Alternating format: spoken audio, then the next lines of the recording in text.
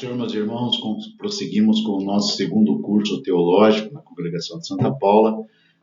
Estudamos hoje a teologia do Velho Testamento, a nossa nona matéria, e estamos na nossa segunda lição. Seja bem-vindo, Bíblia na mão, caderno de anotações, e vamos ao estudo da Palavra de Deus.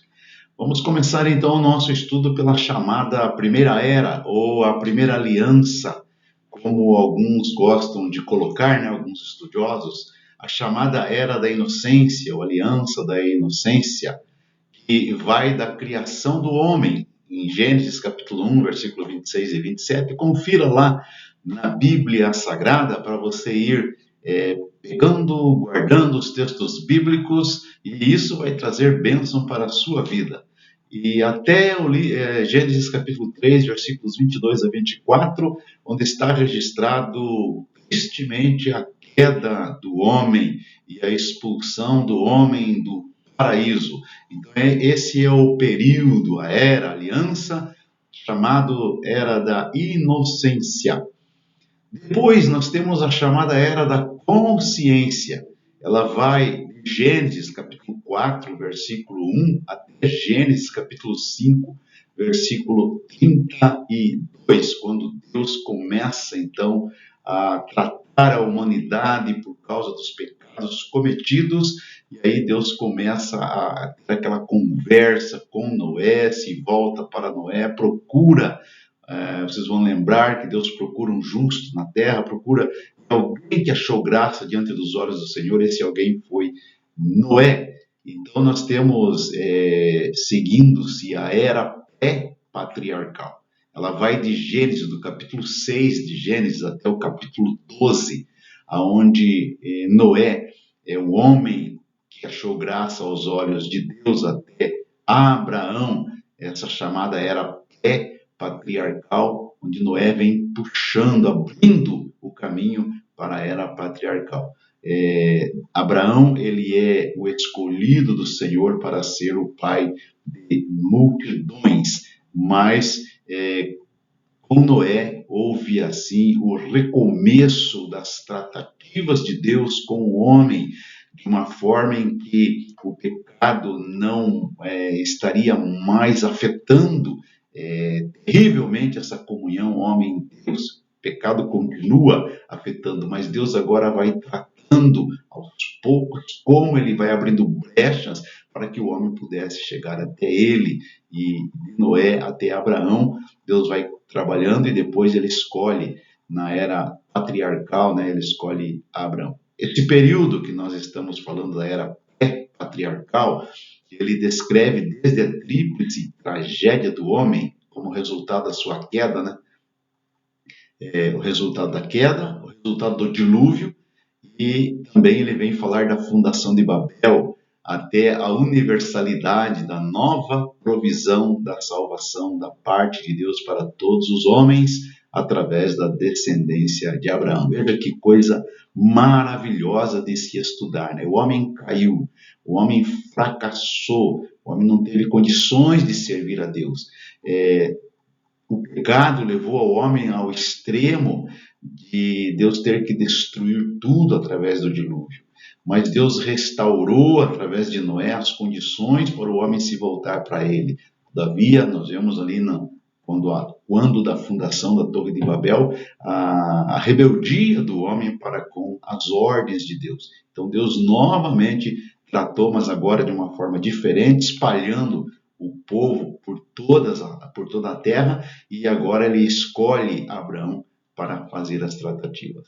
A palavra principal nessa parte é bênção, repetida da parte de Deus, que existia apenas no estado embrionário. No início, trata-se da bênção da ordem criada, depois é a bênção da família e da nação. Em Adão e em Noé, a bênção da família.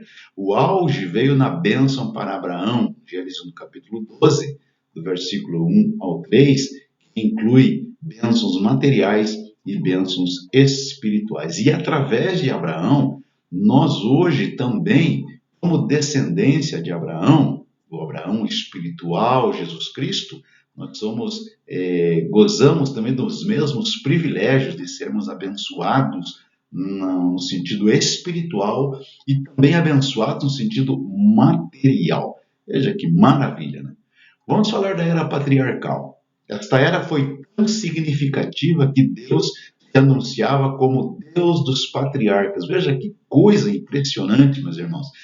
Deus de Abraão, de Isaac e de Jacó. Você vai ler muito isso na Bíblia, né? Eu sou o Deus de Abraão, o Deus de Isaac, o Deus de Jacó. Além disso, os patriarcas eram considerados também profetas, porque Deus falava diretamente com eles, né? Aparentemente, isso era porque, pessoalmente, eles recebiam a palavra de Deus. Frequentemente, a palavra do Senhor diz lá assim, veio a eles de modo direto. Você tem os textos bíblicos aí para confirmar, meu amado irmão, e coisa gloriosa, fazer até um estudo em cima deste assunto aí é maravilhoso. Ou o Senhor apareceu a eles numa visão, ou na personagem do anjo do Senhor, as teofanias que nós vemos no Velho Testamento. Os textos bíblicos estão aí, quando não temos aí o livro, você conclui que é Gênesis, né, que está se referindo aí aos textos bíblicos. Os períodos da vida de Abraão, Isaac e Jacó formam outro tempo distinto da história. Esses três privilegiados da revelação viram, experimentaram e ouviram tanto ou mais durante o conjunto de 2 séculos, representado pelas vidas combinadas deles, do que todos aqueles que viveram durante os milênios anteriores. Então, em 2 séculos, Abraão, Isaac e Jacó receberam fala, visita, orientação de Deus muito mais do que todos os que viveram na sequência. Como consequência disso, podemos com toda a segurança delinear Gênesis, do capítulo 12 ao capítulo 50, como o nosso segundo período histórico no desdobrar da teologia do Antigo Testamento. O período patriarcal, ele é de uma importância ímpar no estudo da palavra de Deus para entendermos essa teologia do Antigo Testamento. Compreender a vida de Abraão, compreender a vida de Isaac e compreender a vida de Jacó faz de você, aluno, alguém que vai ter um entendimento muito especial e muito glorioso da palavra de Deus e do desenrolar do histórico do Antigo Testamento, da teologia que chega ao Novo Testamento. Depois nós temos a Era Mosaica. Israel foi então chamado na Era Mosaica de reino de sacerdotes e nação santa. Está lá no livro de Êxodo. Deus, com todo o amor, delineava os meios morais, cerimoniais e civis de se cumprir tão alta vocação. Separou Israel e mostrou através de Israel a possibilidade do homem estar agradando a Deus através das leis que Deus estava estabelecendo.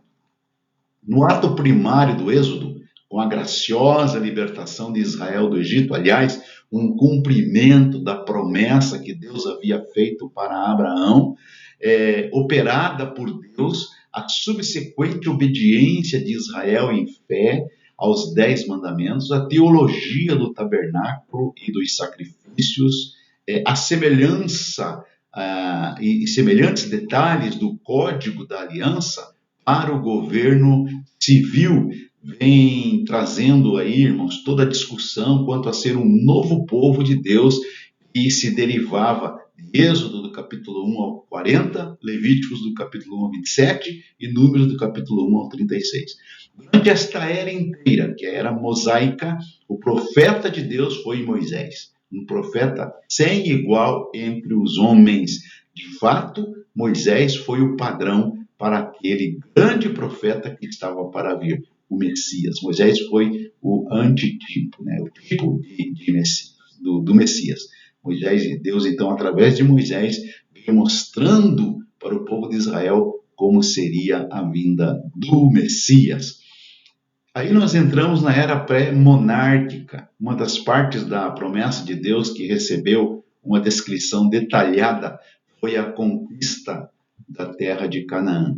Essa história ela se estende ao longo do período dos juízes para incluir a teologia das narrativas da Arca da Aliança, 1 Samuel, do capítulo 4 ao capítulo 7, Os tempos se tornaram tão distorcidos e tudo parecia estar em tantas mudanças subsequentes devido ao declínio moral do homem e à falta da revelação da parte de cada um. Você vai lembrar lá no início de Juízes que está escrito que cada um fazia o que bem entendia. E entendia como coisa boa, cada um fazia aquilo que estava na sua cabeça.